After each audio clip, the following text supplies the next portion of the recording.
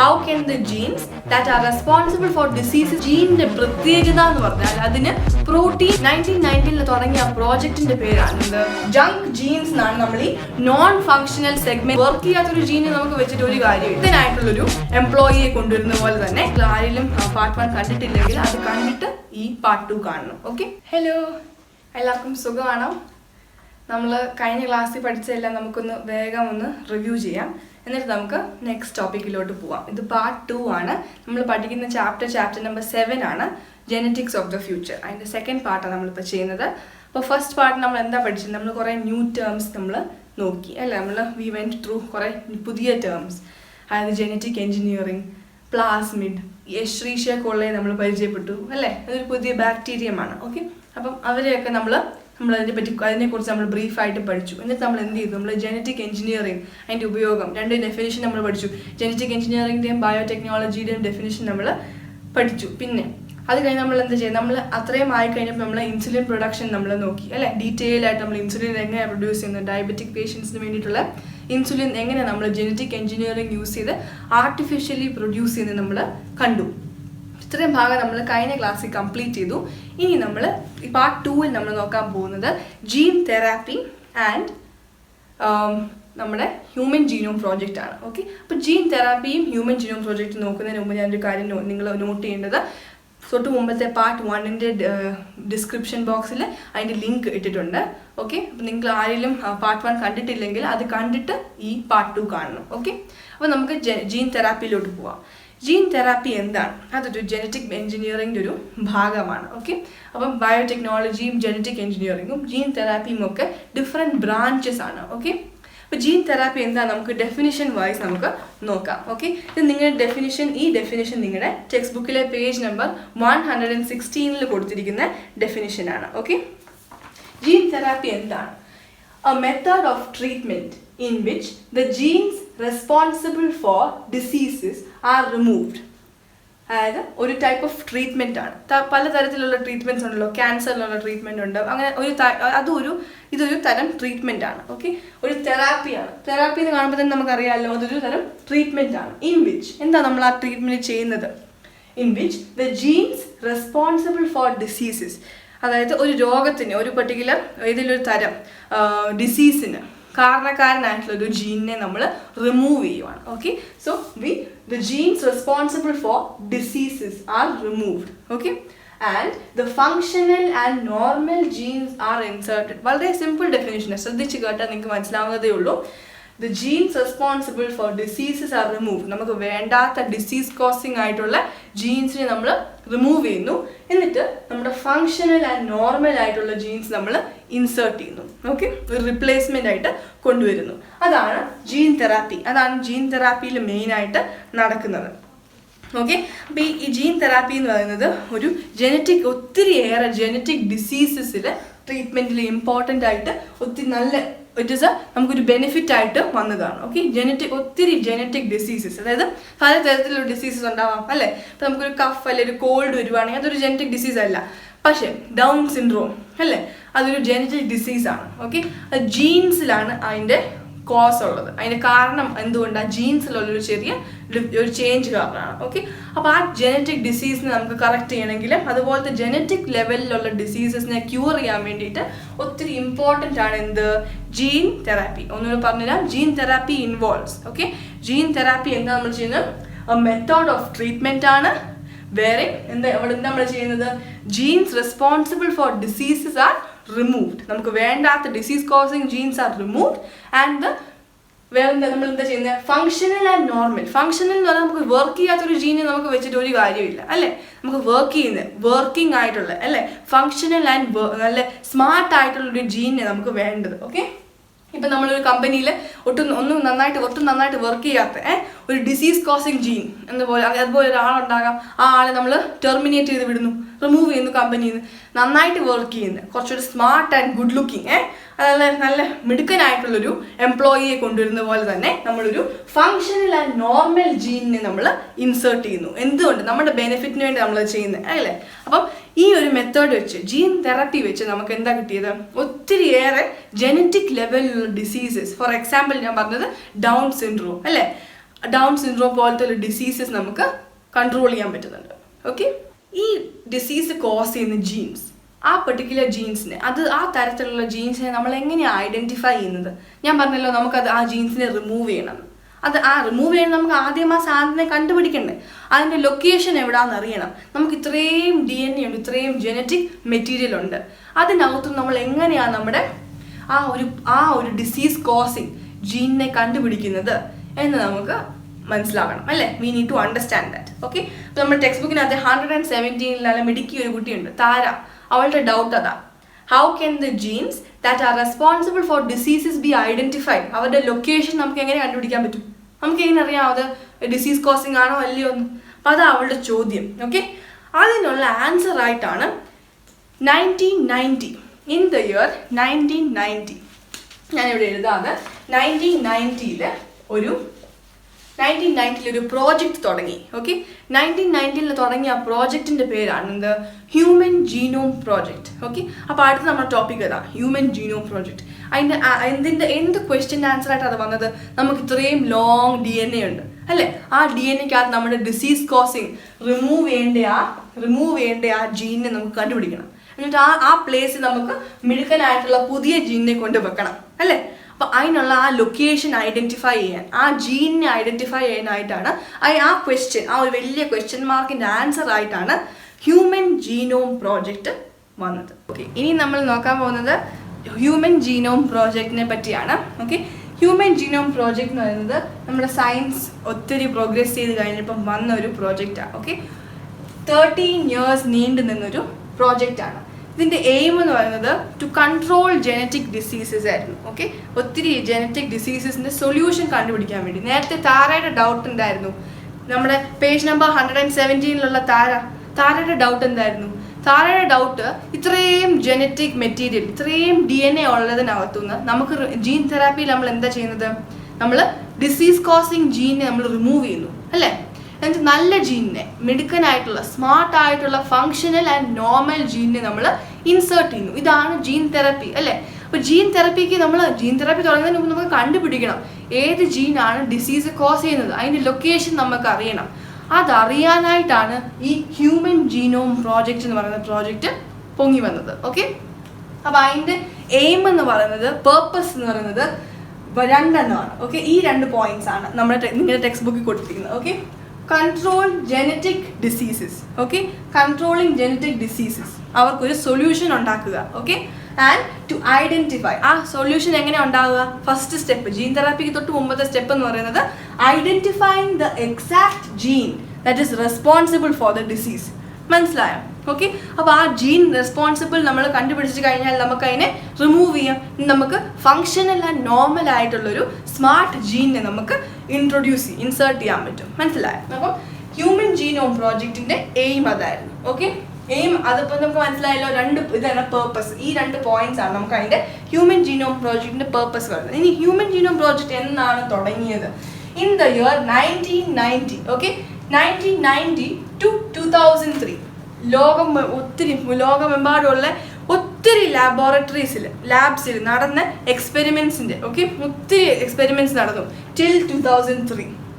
Okay, അപ്പോൾ ഇത്രയും നാളും 13 വർഷം എക്സ്പെരിമെന്റ്സ് നടന്നു ഹ്യൂമൻ ജീനോമിന്റെ ഒത്തിരിയേറെ സീക്രട്സിനെ റിവീൽ ചെയ്യാൻ വേണ്ടിയിട്ട്. പക്ഷേ ഈ പ്രോജക്റ്റ് എൻഡ് ചെയ്ത് കഴിഞ്ഞപ്പോൾ ഒത്തിരിയേറെ കാര്യങ്ങൾ നമുക്ക് മനസ്സിലായി ഹ്യൂമൻ ജീനോം പ്രോജക്റ്റിന്റെ റിസൾട്ടായിട്ട്. ഓക്കെ, അപ്പോൾ ഈ ഹ്യൂമൻ ജീനോം പ്രോജക്റ്റിന്റെ 3 പോയിന്റ്സ് നിങ്ങൾക്ക് മനസ്സിലായല്ലോ. Controlling genetic disorders, identifying the exact gene responsible for a disease. Okay, next point ഇത് ഓർത്തിരിക്കണം, ഇയർ ഇമ്പോർട്ടൻ്റ് ആണ്. 1990 to 2003. ഇത് നിങ്ങളുടെ 117 പേജ് നമ്പർ 117 ഒരു ബോക്സിനകത്ത് കൊടുത്തിരിക്കുന്നതാണ് ഈ കണ്ടന്റ്. ഓക്കെ, അപ്പോൾ 13 year പ്രോജക്റ്റ് ആയിരുന്നു. ലോകം മുഴുവനുള്ള ഒത്തിരി ലാബോറട്ടറീസിൽ ഒത്തിരി എക്സ്പെരിമെന്റ്സ് നടന്ന അതിൻ്റെ റിസൾട്ടാണ് ഈ human genome project. Human genome project, ഞാനൊരു സെന്റൻസ് വായിക്കാം. The technology known as gene mapping, നിങ്ങളുടെ ടെക്സ്റ്റ് ബുക്കിനകത്ത് ആ ബോക്സിനകത്തുള്ള സെന്റൻസ് ആണ്. The technology known as gene mapping helped to identify the location of a gene in the DNA responsible for a particular trait. ഈ കേസിൽ നമ്മുടെ ഈ trait എന്ന് പറയുന്നത് ഡിസീസാണ്. നമുക്ക് ആ ഡിസീസ് കോസിങ് ജീനിനെ കണ്ടുപിടിക്കണം അല്ലേ. ഇപ്പം ഇത്രയും DNA ഉള്ളതിൽ നമുക്ക് ആ ടെക്നോളജി യൂസ് ചെയ്ത് gene mapping. What do you mean by a map? നമ്മളൊരു മാപ്പ് എന്തിനാണ് യൂസ് ചെയ്യുന്നത്? നമുക്ക് ഈ ലോകത്തുള്ള എല്ലാ സ്ഥലങ്ങളും കാണാപ്പാടം ഐഡൻറ്റിഫൈ ചെയ്യാൻ ഭയങ്കര ബുദ്ധിമുട്ടാണ്. അപ്പോൾ ഒരു മാപ്പ് എന്ന് പറയുന്നത് ഒരു കുഞ്ഞു ഏരിയ വെച്ച് നമുക്ക് ഒത്തിരിയേറെ സ്ഥലങ്ങൾ ലൊക്കേറ്റ് ചെയ്യാൻ സഹായിക്കുന്നു അല്ലേ. ഒരു മാപ്പ് എന്ന് പറയുമ്പോൾ നമുക്ക് ഒത്തിരി ദൂരെയുള്ള സ്ഥലമാണെങ്കിലും നമുക്ക് അതിൻ്റെ ലൊക്കേഷൻ കറക്റ്റ് ഐഡൻറ്റിഫൈ ചെയ്യാൻ പറ്റും. അപ്പം ജീൻ മാപ്പിംഗ് എന്ന് വെച്ചാൽ മനസ്സിലായി നിങ്ങൾക്ക് എന്താ അവരത് വെച്ച് ഉദ്ദേശിക്കുന്നത്?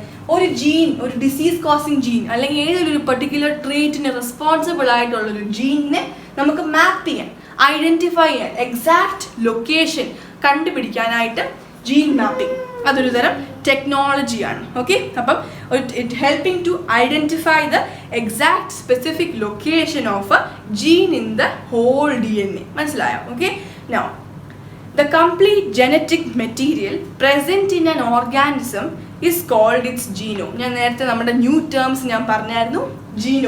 ജീനോം എന്താണ്? ഒരു ഓർഗാനിസമിൻ്റെ ടോട്ടൽ കംപ്ലീറ്റ് ജനറ്റിക് മെറ്റീരിയൽ ആണ് എന്ത്? ജീനോം. ഓക്കെ, അപ്പം അവിടെ ആ ഡെഫിനിഷൻ നിങ്ങളുടെ പേജ് നമ്പർ 117 കൊടുത്തിട്ടുണ്ട്. ഓക്കെ, അപ്പം 117 പേജ് നമ്പറിലെ last towards the end of the box last ആകുമ്പോഴത്തേക്കും അവർ കൊടുത്തിട്ടുണ്ട് ഈ definition. Okay, the complete genetic material of an organism is called its genome. Okay, നമ്മുടെ ഓരോ സെല്ലിലുള്ള DNA കൂടി ആണ് നമ്മൾ ജീനോം എന്ന് വിളിക്കുന്നത്. Okay, next one, in human DNA majority of jeans. നമ്മുടെ നേരത്തെയുള്ള ക്ലാസ്സസിൽ നമ്മൾ പഠിച്ചെന്ത്? ഒരു സെല്ലിനകത്ത് എന്താ ഉള്ളത്? ന്യൂക്ലിയസിനകത്ത് എന്താ ഉള്ളത്? ക്രോമോസോംസിനകത്താണ് DNA-ക്കകത്തെ ഒരു സെഗ്മെന്റ് ആണ് എന്ത്? ജീൻ അല്ലേ. ഒരു പെർട്ടിക്കുലർ ജീൻ എന്താണ്? നമ്മുടെ ലോങ് DNA ഉള്ളതിൽ, ഒത്തിരി ലോങ് ആയിട്ടുള്ള DNA ഉള്ളതിൽ ഒരു ജീൻ എന്ന് പറയുന്നത് ഒരു സ്മോൾ സെഗ്മെന്റ് ആണ്, ഒരു ചെറിയ ഭാഗമാണ്. ഓക്കെ, ഇതിനാണ് നമ്മൾ ജീൻ എന്ന് പറയുന്നത്. ആ ജീനിന്റെ പ്രത്യേകത എന്ന് പറഞ്ഞാൽ അതിന് പ്രോട്ടീൻ സിന്തസൈസ് ചെയ്യാൻ പറ്റും അല്ലേ. അതിനെ തന്നെ എക്സ്പ്രസ് ചെയ്യാൻ പറ്റും. നമ്മൾ പഠിച്ചായിരുന്നു ജീൻസിനെ പറ്റി കഴിഞ്ഞ ക്ലാസ്സിൽ അല്ലേ.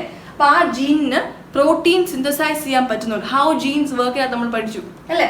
പ്രോട്ടീൻ സിന്തസൈസ് ചെയ്യാൻ പറ്റുന്നതുകൊണ്ട് അതിനെ തന്നെ എക്സ്പ്രസ് ചെയ്യാൻ പറ്റുന്നുണ്ട്. പക്ഷേ ഈ കഴിവില്ലാത്ത ഒത്തിരി പാവം സെഗ്മെന്റ്സ് ഉണ്ട്. അവരെ നമ്മൾ ജീൻ നല്ല വിളിക്കുക. അതിന് നമ്മൾ നോൺ ഫങ്ഷണൽ സെഗ്മെന്റ്സ് ആവും. എന്താണ് നോൺ ഫങ്ഷണൽ? ഫങ്ഷണൽ എന്ന് പറഞ്ഞാൽ വർക്ക് ചെയ്യുന്നത്, മനസ്സിലായോ? അപ്പം നോൺ ഫങ്ഷണൽ എന്ന് പറഞ്ഞാൽ അവർക്ക് അങ്ങനെ എക്സ്പ്രസ് ചെയ്യാനുള്ള കഴിവില്ല, ജീൻസിനെ പോലെ അല്ല, മനസ്സിലായോ? ഓക്കെ, അപ്പം അവരെ വിളിക്കുന്ന പേരാണ് ജങ്ക് ജീൻസ്. എങ്ങനെ? ജങ്ക് ജീൻസ് എന്ന ജങ്കിന്റെ അർത്ഥം നമുക്കറിയാം വേസ്റ്റ് ആണ് അല്ലെ, ഒത്തിരിയേറെ വേസ്റ്റ്. അപ്പം ജങ്ക് ജീൻസ് എന്ന് പറഞ്ഞാൽ ആ കഴിവില്ലാതെ, പ്രോട്ടീൻ സിന്തസൈസ് ചെയ്യാൻ പറ്റാതെ സൈലന്റ് ആയിട്ടിരിക്കുന്നത്, മനസ്സിലായി? ഈ ജീൻ സപ്പോസ് എൻ്റെ സ്കിൻ കളറിന് വേണ്ടിയിട്ടാണ് ഓർത്തും. അപ്പം ഈ ജീൻ പ്രോട്ടീൻ സിന്തസൈസ് ചെയ്യുന്നതുകൊണ്ടാണ് എന്ത് സംഭവിക്കുന്നത്? എനിക്ക് ഈ സ്കിൻ കളർ ഉള്ളത്. ഓക്കെ, പക്ഷെ അതുപോലൊരു കഴിവില്ലാത്ത ഒരു സെഗ്മെന്റ് ഓഫ് ദ DNA, ഇത് ടോട്ടൽ DNA, ആ DNA ഒരു ചെറിയ സെഗ്മെന്റ് ആണ് എന്ത്? ജീൻ. അപ്പൊ ആ ചെറിയ സെഗ്മെന്റിനുള്ള കഴിവില്ലാത്തൊരു സെഗ്മെന്റ് ആണ് നോൺ ഫങ്ഷണൽ DNA എന്ന് പറയാം. ഓക്കെ, നിങ്ങൾക്ക് മനസ്സിലായി ഞാൻ വിചാരിക്കുന്നു. അപ്പം ഇൻ ഹ്യൂമൻ DNA, ഇത് ഹ്യൂമൻ DNA ആണ്. Majority of genes except the genes that code for protein are non functional. മനസ്സിലായോ? ഈ ജീൻ പ്രോട്ടീന് വേണ്ടി കോഡ് ചെയ്യുന്ന ഈ ജീൻ അല്ലാണ്ട് നോൺ ഫങ്ഷണൽ ആയിട്ടുള്ളതുമുണ്ട്. They are called junk genes. നമ്മുടെ ടെക്സ്റ്റ് ബുക്കിനകത്തെ പേജ് നമ്പർ 117 ആ ബോക്സിനകത്ത് ലാസ്റ്റ് സെന്റൻസ് ആണ്. They are called junk genes. ജങ്കിന്റെ അർത്ഥം എന്താണ്? വേസ്റ്റ് ആണ്. ഓക്കെ, ഇപ്പൊ നമ്മൾ മെറ്റാലിക് ജങ്ക് അല്ലെങ്കിൽ ഒരു കുറെ കാറുകൾ കൂടി കിടക്കുക, പഴയ കാറുകൾ അല്ലെ, അതിന് നമ്മൾ ജങ്ക് എന്നാ വിളിക്കുക അല്ലെ. അപ്പൊ ജങ്ക് ജീൻസ് പറഞ്ഞാൽ ജങ്ക് എന്ന് പറഞ്ഞാൽ ഉപയോഗമില്ലാത്ത എന്തോ സാധനം, മനസ്സിലാവും, വേസ്റ്റ്, മനസ്സിലാവും. അപ്പൊ ജങ്ക് ജീൻസ് എന്നാണ് നമ്മൾ ഈ നോൺ ഫങ്ഷണൽ സെഗ്മെന്റ്സ് ഓഫ് DNA-ക്ക് പറയുന്നത്. ഓക്കെ, ഞാൻ ഒന്നുകൂടെ പറഞ്ഞുതരാം. ഹ്യൂമൻ ജീനോം പ്രോജക്റ്റ് ഒരു 13 വർഷം നീണ്ടു നിന്ന പ്രോജക്റ്റ് ആയിരുന്നു. ആ പ്രോജക്റ്റിന്റെ 2 എയിം, ഓക്കെ, അതിന്റെ മെയിൻ പർപ്പസ് ആണ് ടു കൺട്രോൾ ജനറ്റിക് ഡിസീസസ് അല്ലേ. ജീൻ തെറാപ്പിക്ക് തൊട്ട് മുമ്പത്തെ സ്റ്റെപ്പാണ് എന്ത്? ജീൻ തെറാപ്പി ചെയ്യണേ നമ്മൾ എന്താ ചെയ്യുന്നത്? നമ്മൾ റിമൂവ് ചെയ്യണം എന്ത്? ഡിസീസ് കോസിങ് ജീന് നമ്മൾ റിമൂവ് ചെയ്യണം. ഡിസീസ് കോസിങ് ജീന് റിമൂവ് ചെയ്യണമെങ്കിൽ ആദ്യം നമുക്ക് അത് എവിടെയാണ് ഉള്ളതെന്ന് അറിയണ്ടേ. അപ്പം എവിടെയാണ് ഉള്ളത് അതിൻ്റെ എക്സാക്ട് ലൊക്കേഷൻ അറിയാൻ വേണ്ടിയിട്ട് നമുക്ക് ഹ്യൂമൻ ജീനോം പ്രോജക്റ്റ് വന്നത്. അപ്പം ഹ്യൂമൻ ജീനോം പ്രോജക്റ്റ് നമ്മളെ ഹെൽപ്പ് ചെയ്യുന്നത് control genetic diseases. It helps us to control genetic diseases. It helps us to identify it. എന്താ അതിൻ്റെ മെയിൻ ഭാഗം? ഇതാണ് അതിൻ്റെ main purpose. Identify the exact gene responsible for a disease. For a disease എന്നും പറയാം, അല്ലെങ്കിൽ ഒരു ഫോർ എ ട്രേറ്റ് എന്നും പറയാം. Okay, for a trait. മനസ്സിലായി? ഇപ്പം നമ്മുടെ കേസിൽ ചിലപ്പോൾ ട്രേറ്റ് ഒരു സ്കിൻ കളർ കോസ് ചെയ്യുന്ന, സ്കിൻ കളറിന് വേണ്ടി കോഡ് ചെയ്യുന്ന ഒരു ജീൻ ആയിരിക്കാം, അല്ലെങ്കിൽ ചിലപ്പം ഒരു ഡിസീസിന് വേണ്ടിയുള്ള ജീൻ ആയിരിക്കാം, എന്തും ആവാം. മനസ്സിലായി? ചിലപ്പോൾ ഹെയർ കളർ ആയിരിക്കാം, ചിലപ്പോൾ നമ്മുടെ ഐ കളർ ആയിരിക്കാം. ഓക്കെ, പിന്നെ നെക്സ്റ്റ് വൺ, അത് നമ്മുടെ ഈ ഇയർ ഓർത്തിരിക്കണം, 1990 to 2003. ജീൻ മാപ്പിംഗ് എന്ന് പറയുന്നത്, ഞാൻ പറഞ്ഞു മാപ്പ് എന്ന് പറയുന്നത് നമ്മളൊരു നമുക്ക് അറിയാത്തൊരു ലൊക്കേഷൻ ഐഡൻറ്റിഫൈ ചെയ്യാൻ വേണ്ടി സഹായിക്കുന്ന ഒരു, നമുക്ക് ലൊക്കേറ്റ് ചെയ്യാൻ വേണ്ടി സഹായിക്കുന്ന ഒരു സാധനമാണ് മാപ്പ്. അപ്പോൾ ജീൻ മാപ്പിംഗ് എന്ന് പറഞ്ഞാൽ എന്തായിരിക്കും? ഇത്രയും DNA ഉള്ളതിൽ നമുക്ക് വേണ്ട ആ പെർട്ടിക്കുലർ ട്രേറ്റിനുള്ള ആ ട്രേറ്റിൻ്റെ കാരണക്കാരനായ DNA നമുക്ക് ഐഡൻറ്റിഫൈ ചെയ്യണം, ആ ജീനിനെ നമുക്ക് ഐഡൻറ്റിഫൈ ചെയ്യണം. അപ്പോൾ ആ ജീനിനെ ഐഡൻറ്റിഫൈ ചെയ്യാൻ സഹായിക്കുന്ന ടെക്നോളജിക്കാണ് നമ്മൾ ജീൻ മാപ്പിംഗ് എന്ന് പറയുന്നത്. ഓക്കെ, പിന്നെ ലാസ്റ്റ് നിങ്ങൾക്ക് ഓർത്തിരിക്കേണ്ട രണ്ട് കീ വേർഡ്സ് എന്ന് പറയുന്നത് ജീനോമാണ്. The complete genetic material of an organism is called what? Genome. Okay, total ആയിട്ടുള്ള ആ ഓർഗാനിസമിൻ്റെ ഇപ്പം എൻ്റെ ഹോൾ DNA ഫുൾ കമ്പൈൻ ചെയ്യുമ്പോൾ അതിനെ കമ്പൈൻ ചെയ്ത് കംപ്ലീറ്റ് ആയിട്ട് നമ്മൾ വിളിക്കുന്നതാണ് ജീനോം. ഓക്കെ, പിന്നെ ഹ്യൂമൻ DNA ആണിത്. ഓക്കെ, ഇത് ഹ്യൂമൻ DNA ആണെന്ന് ഓർക്കുക. ഹ്യൂമൻ DNA അത് ഒത്തിരിയേറെ പ്രോട്ടീനിന് വേണ്ടി കോഡ് ചെയ്യുന്ന സെഗ്മെന്റ്സ് ഉണ്ട്. അവരെ നമ്മൾ എന്താ വിളിക്കുന്നത്? ജീൻസ്. കറക്റ്റ്. ഓക്കെ, അപ്പം ജീൻസ് എന്താ ചെയ്യുന്നത്? പ്രോട്ടീന് വേണ്ടി കോഡ് ചെയ്യുന്നു. പ്രോട്ടീന് വേണ്ടി കോഡ് ചെയ്യുന്നുണ്ട്, അവരെ തന്നെ എക്സ്പ്രസ് ചെയ്യുന്നു. പക്ഷെ ആ കഴിവില്ലാത്ത ഒത്തിരി സെഗ്മെന്റ്സ് ഉണ്ട്. അവരെ നമ്മൾ ജീൻസ് നല്ല വിളിക്കുന്നത്. നമ്മൾ അവരെ വിളിക്കുന്നത് നോൺ ഫങ്ഷണൽ സെഗ്മെന്റ്സ്, ഓർ വേറൊരു പേരാണ് ജങ്ക് ജീൻസ്. ജങ്ക് എന്ന് പറയുന്നത് വേസ്റ്റ് ആണ്. Okay, but junk genes, they don't have the ability to express themselves, they don't code for proteins. അപ്പം ഏകദേശം നമുക്ക് വേണമെങ്കിൽ പറയാം ജീൻസും ജങ്ക് ജീൻസും ഓപ്പോസിറ്റ്സ് ആണ്. ഓക്കെ, കാരണം ജീൻസിന് പ്രോട്ടീന് വേണ്ടി കോഡ് ചെയ്യാനുള്ള എബിലിറ്റി ഉണ്ട്, പക്ഷേ ജങ്ക് ജീൻസിന് അങ്ങനെ ഒരു കഴിവില്ല. മനസ്സിലായോ? അപ്പോൾ അവർ ഡോർമെൻ്റ് ആയിട്ട് ഭയങ്കര സൈലൻ്റ് ആയിട്ടിരിക്കും, അവരങ്ങനെ ഉണ്ടെന്ന് പോലും നമ്മൾ അറിയത്തില്ല. അവർക്കാണ് പറയുന്നത് ജങ്ക് ജീൻസ്. അപ്പോൾ ഇത്രയും നിങ്ങൾക്ക് മനസ്സിലായി ഞാൻ വിചാരിക്കുന്നു. ഓക്കെ, അപ്പം ഇതാണ് ഹ്യൂമൻ ജീനോം പ്രോജക്റ്റ്. ഇത്രയും നമ്മൾ പഠിച്ച സ്ഥിതിക്ക് ഞാൻ നിങ്ങളോട് രണ്ട് ക്വസ്റ്റ്യൻ ചോദിക്കാം. ഫസ്റ്റ് ക്വസ്റ്റ്യൻ എന്ന് പറയുന്നത്, what is the purpose of human genome project? What is the purpose? അതിൻ്റെ യൂസ് എന്തായിരുന്നു? ഓക്കെ, രണ്ട് മെയിൻ എയിം എന്തായിരുന്നു? ഓക്കെ, രണ്ട് പോയിന്റ്സ് ഉണ്ട്, ഞാൻ പറഞ്ഞു ക്ലൂ തരാം. രണ്ട് പോയിന്റ് ഉണ്ട് അതിനകത്ത്. ഓക്കെ, അപ്പം ആ what is the purpose of the human genome project. Second question എന്ന് പറയുന്നത്, ഞാൻ ഒരു fill in the blank question ആണ്. Okay, fill in the blank question ആണ്, നിങ്ങൾക്ക് അറിയാമല്ലോ. ഞാൻ നിങ്ങൾക്ക് ആ ക്വസ്റ്റ്യൻ വായിച്ചിട്ട് അപ്പോൾ നിങ്ങൾക്ക് മനസ്സിലാവും. Dash is A method of treatment in which the genes that are responsible for diseases are removed. Dash is A method of treatment in which the genes responsible for a disease is removed. Okay, അപ്പോൾ ഇത്രയും മനസ്സിലായാലും ഈ ക്വസ്റ്റ്യൻ്റെ answer നിങ്ങൾ കമൻസിൽ ഇടണം. Okay, നിങ്ങൾക്ക് ഇത്രയും മനസ്സിലായെന്ന് ഞാൻ വിചാരിക്കുന്നു. നമുക്ക് അടുത്ത ക്ലാസ്സിൽ കാണാം. Okay, by.